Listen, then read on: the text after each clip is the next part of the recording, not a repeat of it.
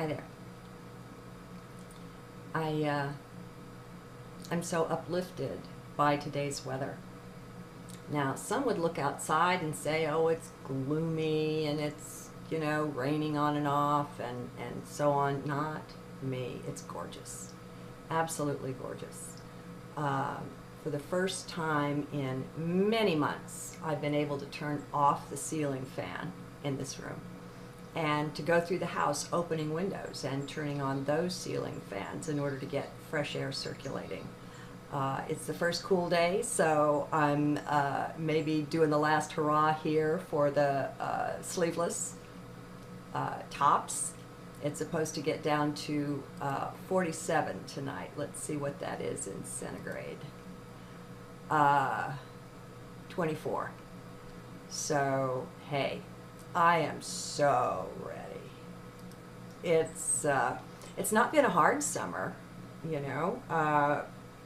more typically in this part of the country, Arkansas, you find generally over the summer maybe 2 weeks of 100 degrees plus.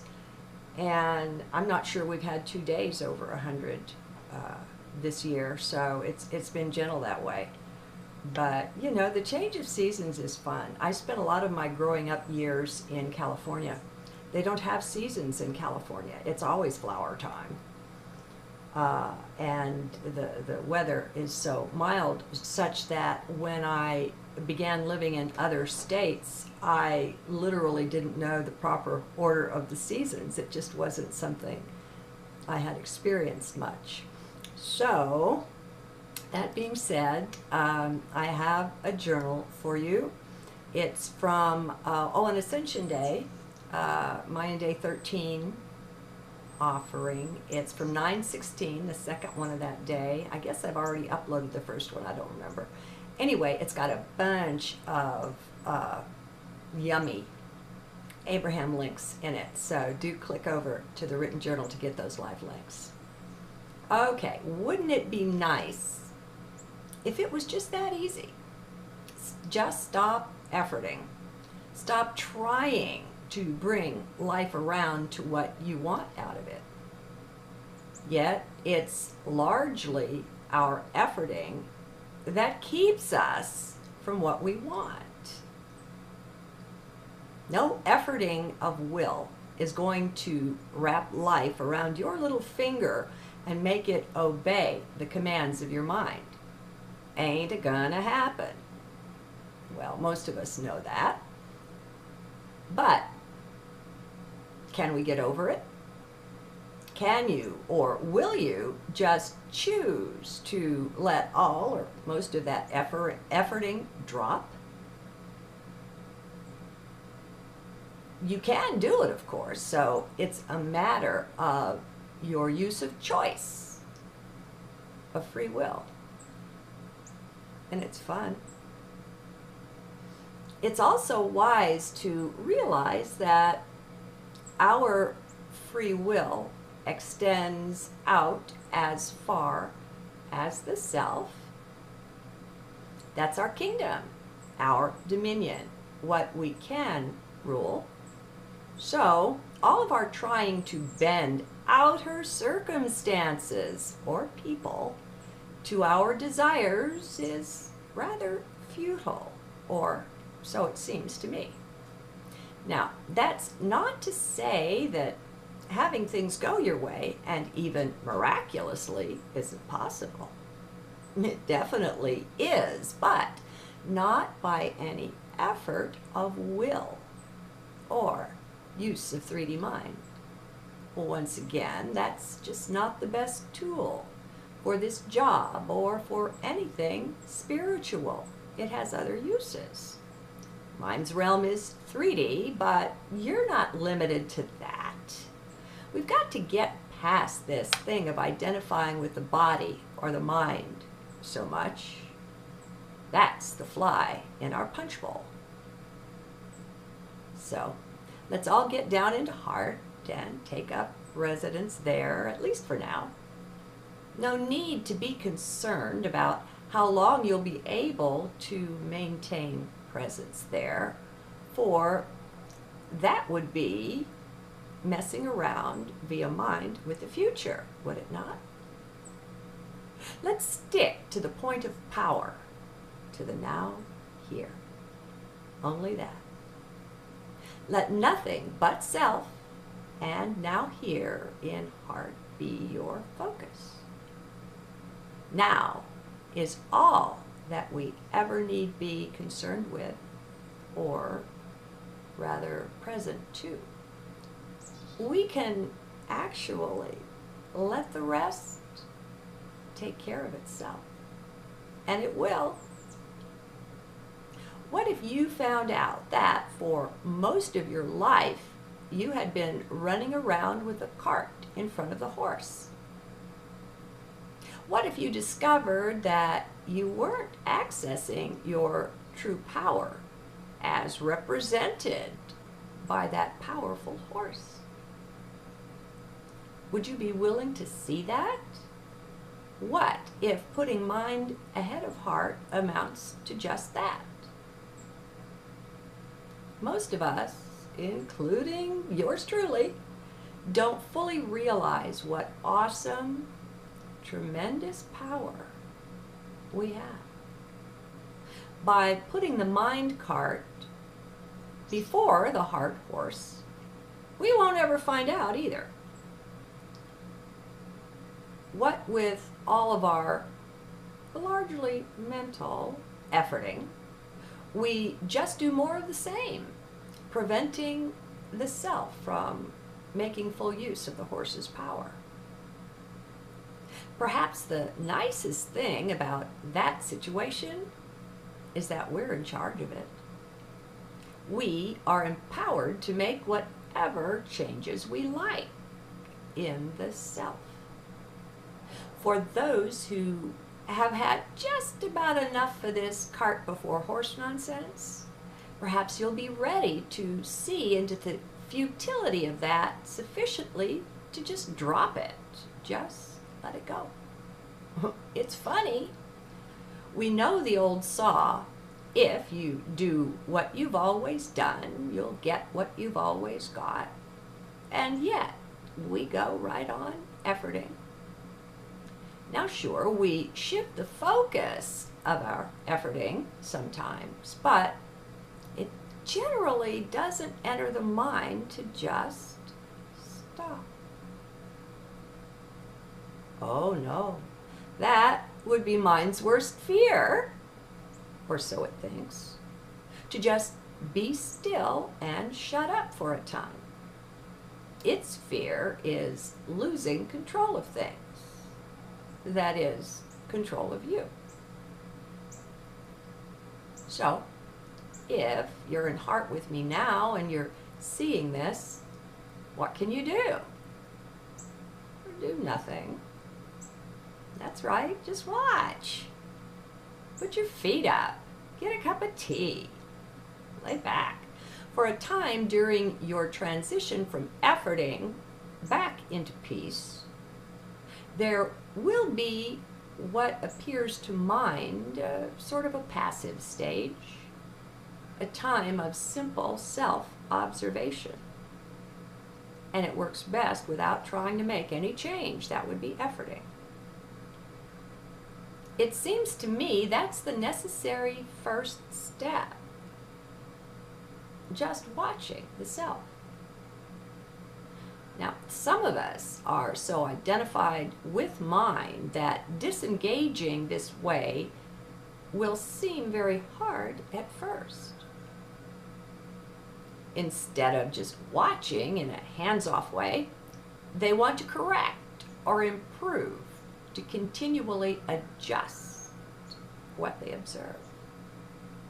Well, that's not self-observation the way it's meant here. To watch is just to watch. To not make a move to alter what is seen. Instead, we're going to learn from it. For some, this is a huge enough contrast to the way they're currently living their life that it's a shock. Since this is a necessary first step, it doesn't really pay to get beyond it in this case. That'll defeat the purpose. And while it may seem passive to you right now, I don't see it that way. Instead, I see it as just putting in the clutch prior to changing gears. You can't change gears with the motor revved up without damaging the transmission, nor can you take the next step without first disengaging from mind. At least a little bit. You know, one step at a time is good. Mind is afraid it will miss out on something if you set it aside like this. Well, I find that it helps to remind mind that your true identity is divine. Right now, most people's minds think that they are the person's true identity. And that's a belief weed that must be pulled from everyone's garden as they want to wake up. You are not mind, you are source. As we develop this breathing space between us and mind, ceasing so much to identify with it, we almost certainly gain a clarity that's hard to put into words. Why? Well, because we're so used to thinking with mind, and it's not a mental clarity. Our perceptions begin to expand immediately when we put in the clutch. There's so much more to perceive that we don't see until we slow down like this.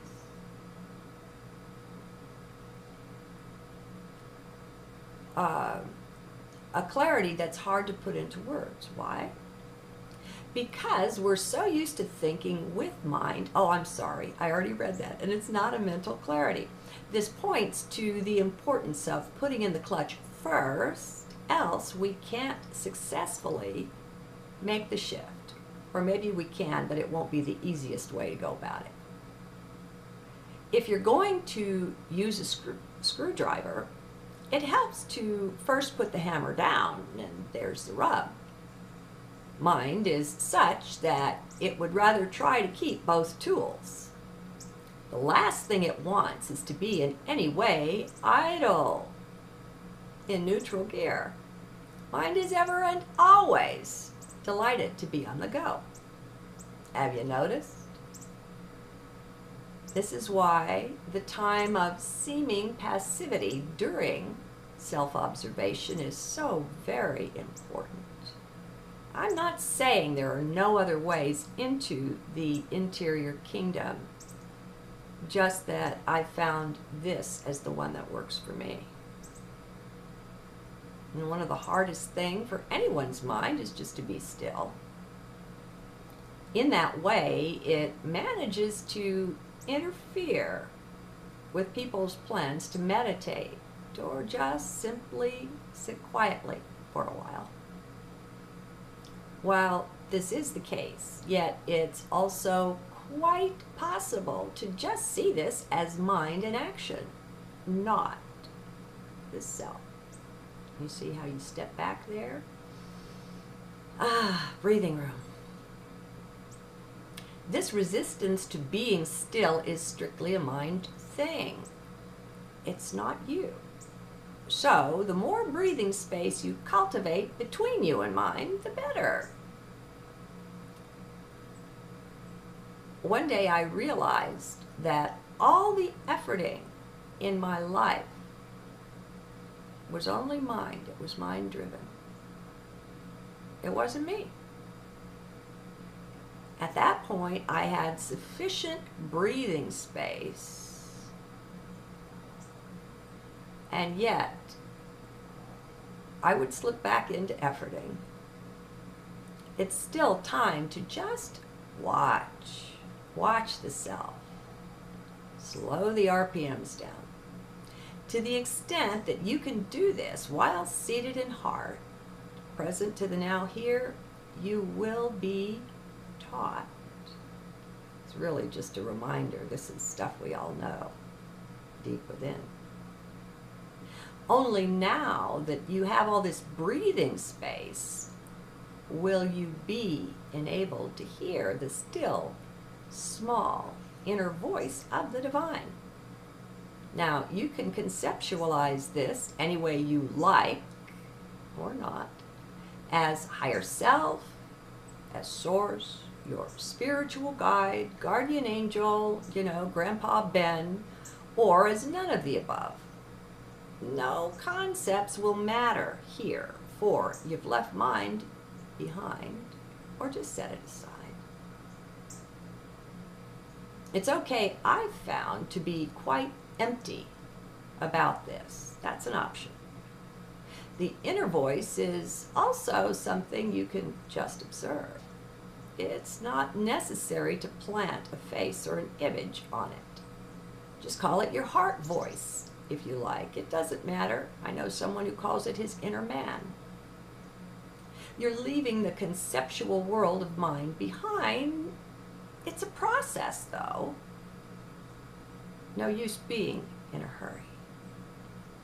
It's not a thing of destinations, this life. It's the journey. It's the now step.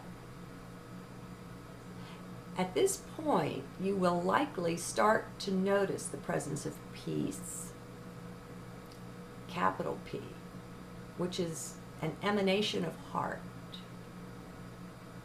Just observe this too. I find the emptier you are, the better, actually.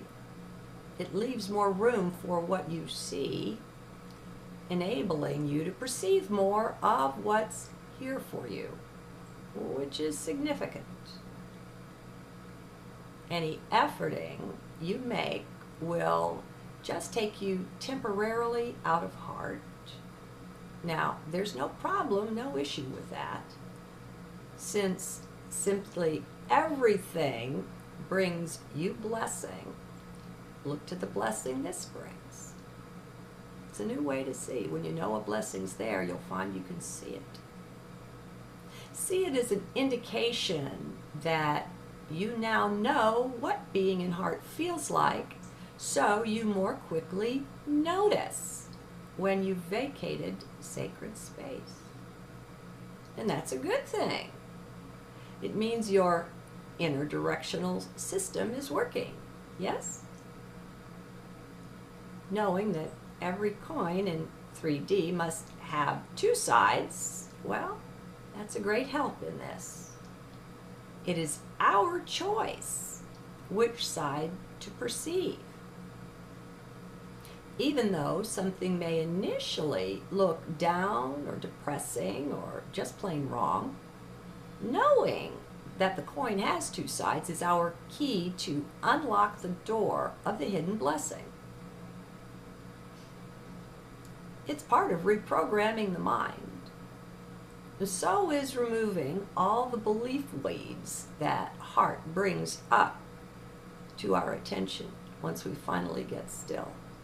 And that may seem overwhelming at first. People say, how come when I started to meditate my life went to pot? Well, it went to hell. We've dammed up a lot of things, refusing to perceive them. And they're blessings, but not until perceived and welcomed. So many things that were perhaps habitually seen as negative or bad or simply not wanted begin to somehow morph. As we exercise our power of vision to choose which perspective to view, which side of the coin we see, things just get clearer and clearer. We are in the process of taking more and more of our power back from external things. We keep stubbornly determined to maintain our presence in heart. We place little reminders around our environment. We don't give mind a chance to even vote on this. We've taken the reins of control of our own inner state back from mind, or better said, from mind's programming. Mind gets to be a true companion a little later down the road. We put the horse in front of the cart and refuse to let mind convince us that it likes the other way more. More and more we see through mind's strategies of control, each time taking another bit of our power back. I hope you see how necessary, or at least how very useful, is this stage that mind will brand as passive.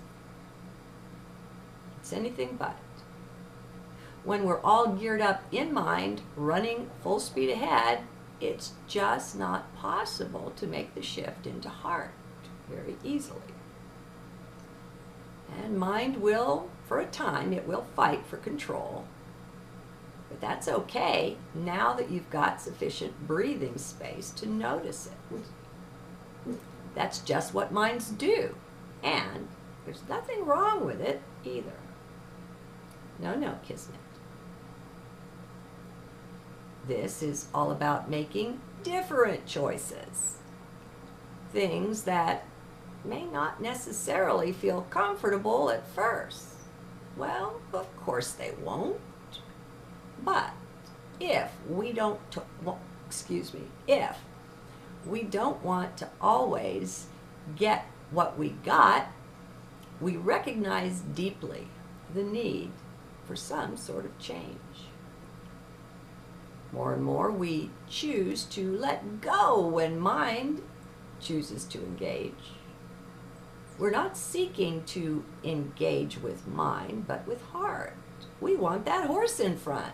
So we make the choices that put it there again and again. Some might think this too shallow a presentation, that they are much farther along than this, and they may well be.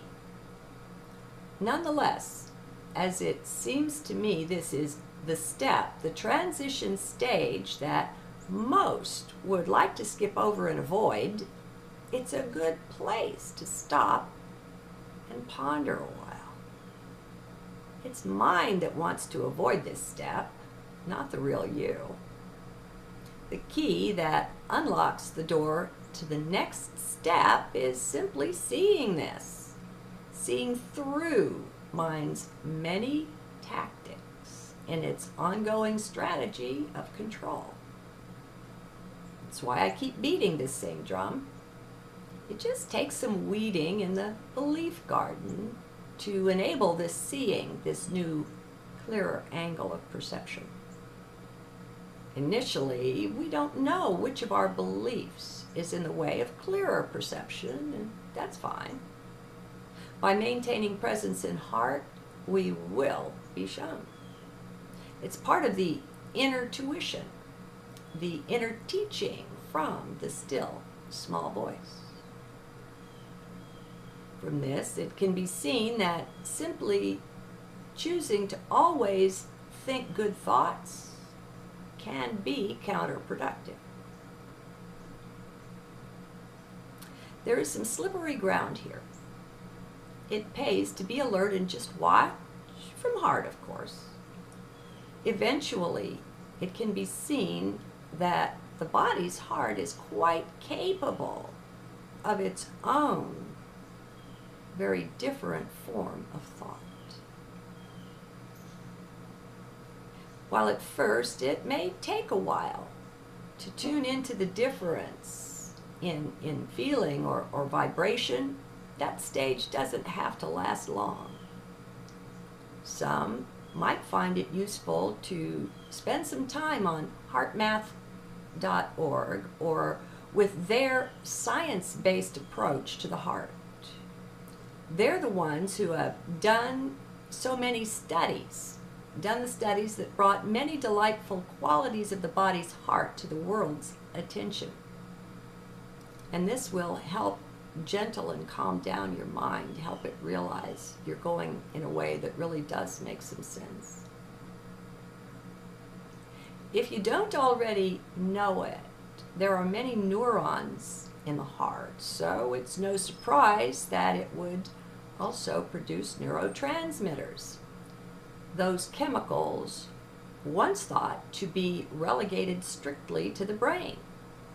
Well, it's not so, and HeartMath's work can get you up to speed on that and help with reprogramming your brain. Over time, if you're sufficiently stubborn to maintain heart focus, you'll begin to make an ally of your mind. Instead of always seeming to work against your better or higher aspirations, it will start at first to be passive and just watch, and then to cooperate with them. You will make this shift only when you've taken pretty much all of your power back from the mind, however, rightfully identifying with the divine self over the body, over the mind. And along the way, you can't help but come to respect the tremendous ingenuity of the brain or mind. It's guaranteed to amaze you with some of its many tactics, which grow more and more subtle the more you take your power back invested in heart or higher self. So, when you get tricked yet again into believing it was inner self acting, only to uncover that it was just mind pretending to be that, perhaps you'll remember to just grin, giving mind its rightful due for being so very creative, so chameleon-like. Our minds are amazing, my friends. We've just let them be trained by those who truly didn't know the self, didn't truly know what they were doing. They were doing their best at the time, and their intent was good too. That just doesn't matter, though, for from heart we can see the results of the cart before horse way of living. Not such good fruit. Yet we don't cut down the tree. What good would that do? It's not necessary to just abandon mind. I find it far more pleasant to turn it into an ally instead. Just as it's a powerful foe, it's a powerful member of your team once it accepts your choice to keep heart in the lead. It soon learns by its own observation that the body's heart can also think. It sees the beneficial outcome of following heart's lead. It isn't dumb. It eventually gets the message. The thing that you'll be tested, the thing is that you'll be tested to the max, or rather, your determination to follow heart will be supremely tested by mind. It will not give in to any but the most stubborn in this pursuit. I've got to say that many don't make it past or through this stage in their transition to a heart-centered life. The blessings and benefits of taking these steps are seen by many as indications that they've already arrived. What they don't see just yet is how they've been duped by their mind, who's playing at being spiritual, at being the still small voice. What I see in this is just not enough gardening work being done in the interior garden of belief. There are old beliefs in the way of our clear vision here. There is not sufficient stubbornness in sticking to heart focus, perhaps. So mind is enabled to become the imposter, the spiritual one. More respect for mind's versatility and virtuosity in playing whatever role will retain it some measure of control. So, how do you know if mind is being the imposter or if it's really hard acting? Well, you just observe. Just keep watching self. The emptier, the better. Get rid of all distractions that would take your focus away from only now here, only self. By quietly persisting in that, you will be shown. They were shown too, but they had so many weeds in their garden cluttering things up, so they mistook what they saw. And all of this is absolutely fine. There are many spiritual egos out there doing their thing, and this is no judgment on anyone for any part of this. It's just a part of what we all chose to come in and experience. Remember, no matter what, everything brings blessing, either directly, indirectly, or both. These blessings can be seen in whatever it is, but they're far more likely to be seen by those who have done more weeding, abandoning old, dysfunctional beliefs. Let us not seek to change our fellow man while we're at it. I really like Byron Katie's simple adage for this one about the 3 types of business in the world: yours, mine, and God's. As long as we stick to our business, things go much better for us. Happiness is right there. This is where only self, and now here in heart, comes usefully into play. Leave the other guy out of it. He is his business and maybe even God's business, but certainly not ours. It's a new perspective, isn't it? It's amazing how much we're all in each other's business until we wake up more deeply to this. As we begin to take this perspective more and more, our inner tuition often shows us how we're just projecting our own stuff out onto the others anyway. We want to change things in us, but that seems too hard, so we reach out to change it in others, not realizing the impossibility of that. That's to spend time as Don Quixote, tilting at windmills instead of being singularly focused on now here. You see? I admit what I share here is not yet a popular perspective on life, as it's one that the mind can't take up, and most people are still identified with mind. Well, that doesn't matter to me, and I hope it matters less and less to you. Whether you adopt any of these views or come up with your own, the thing is to be loyal to the real self.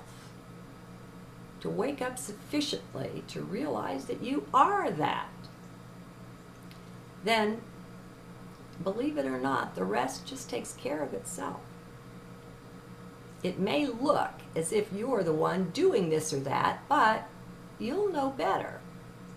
You'll know you're just being danced into it in the source flow, and just as much an observer of it as are those others, who mistake it for the you that they see, the external one. That's not what's acting there. They don't know yet what it's like to be danced, to speak with a mind that's disengaged, such that you have no idea what will come out of your mouth.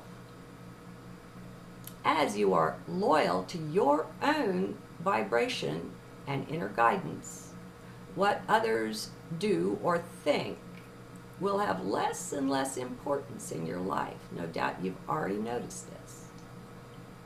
You'll find it doesn't drive you anymore as it once did. Once you've got the horse in harness in front of the cart, you'll be less and less tempted to go back to the other way to which you were once so very accustomed. Clarity of vision, of heart vision or perspective, will appear more and more for you. You'll just see through so many things that once captured and held your attention. That's what I'm calling clarity, not some sort of mental understanding. Oh no, don't expect that, at least not at first. That's no part of disengaging from mind, you see. One thing you can trust, however, is that whatever knowledge or understanding you required will be present to you right when it's needed. Always. It just happens that way. Now, this doesn't necessarily mean it will magically appear in your awareness full-blown. What may appear is the way to attain it, requiring that you take some steps. You can trust that you'll be danced into the very best steps to take. Your needs, every one of them, are always provided. And that's a major fear that many have, that it's really good to sit with. Yes, this takes a major shifting of perspective for some, maybe many. All I can do is lay it out here the way I happen to see things. And of course, I hope it brings blessing, but you know I hope that I'm doing this for me. I'm doing it for the simple pleasure it brings to be in heart flow. Life is sacred. We are sacred. Everything is sacred if that's how you see it. Believing is seeing, my friends, not the other way around. The scientists are hamstrung in this, but that's okay too. They have something vital to bring to the table in their own way. It's all good. It's all useful to the ones who follow heart. We'll each get different uses out of things, but that's in the design of it too. Why else play separate roles if we're all to see the exact same thing the exact same way? What utter nonsense. Be loyal to you, to the real you. Of course, you got to find it first.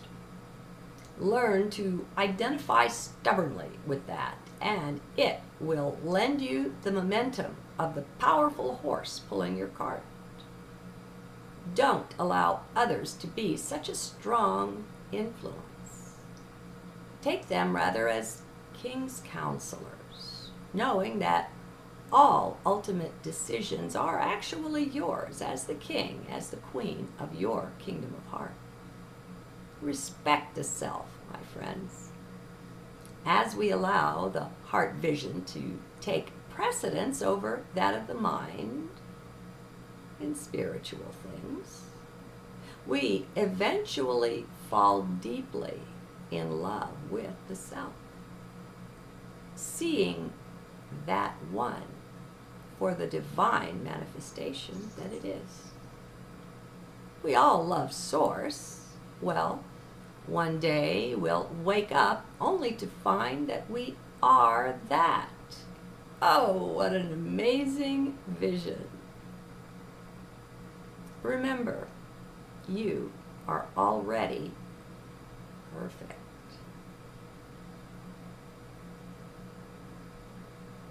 You require no improvement, my friend, and you are here for the simple joy of it.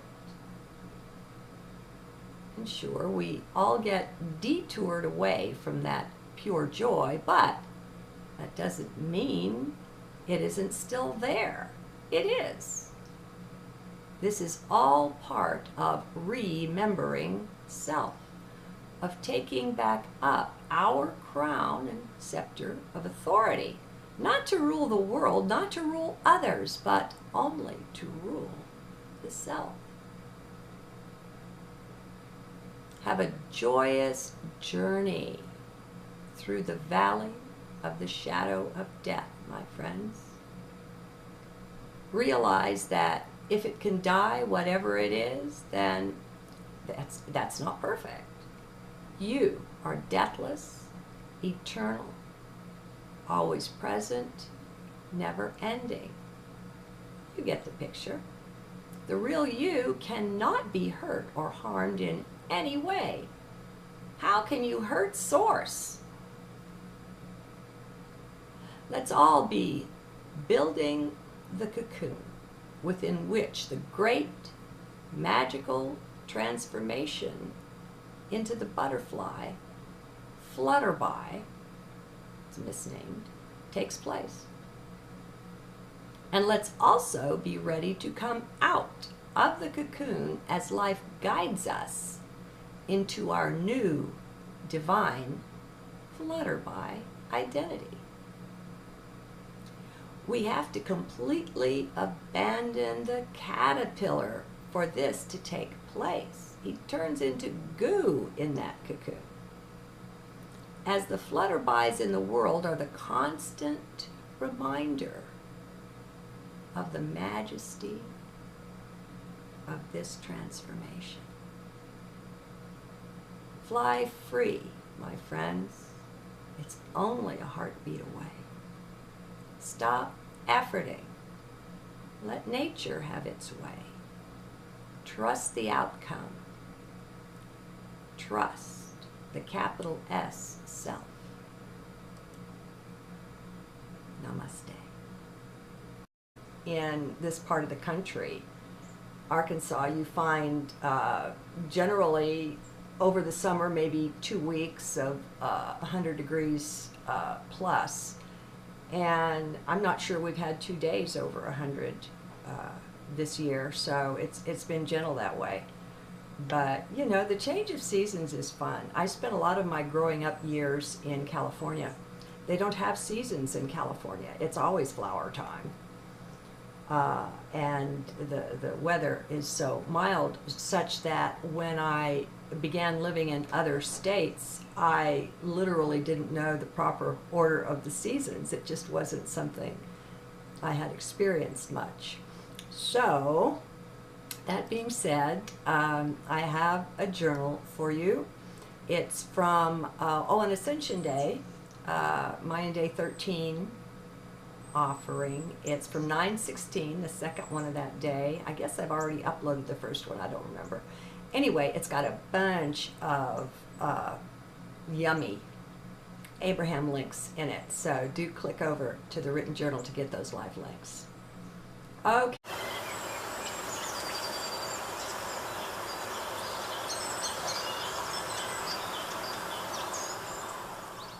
Hi there.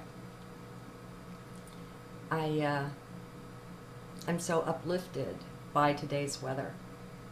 Now, some would look outside and say, oh, it's gloomy and it's, you know, raining on and off and so on. Not me. It's gorgeous. Absolutely gorgeous.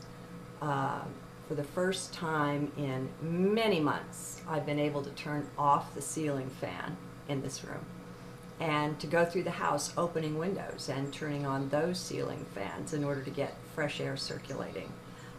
It's the first cool day, so I'm maybe doing the last hurrah here for the sleeveless tops. It's supposed to get down to 47 tonight. Let's see what that is in centigrade. 24. So, hey, I am so ready. It's not been a hard summer, you know.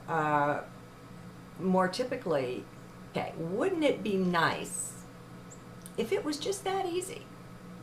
Just stop efforting. Stop trying to bring life around to what you want out of it. Yet, it's largely our efforting that keeps us from what we want. No efforting of will is going to wrap life around your little finger and make it obey the commands of your mind. Ain't a gonna happen.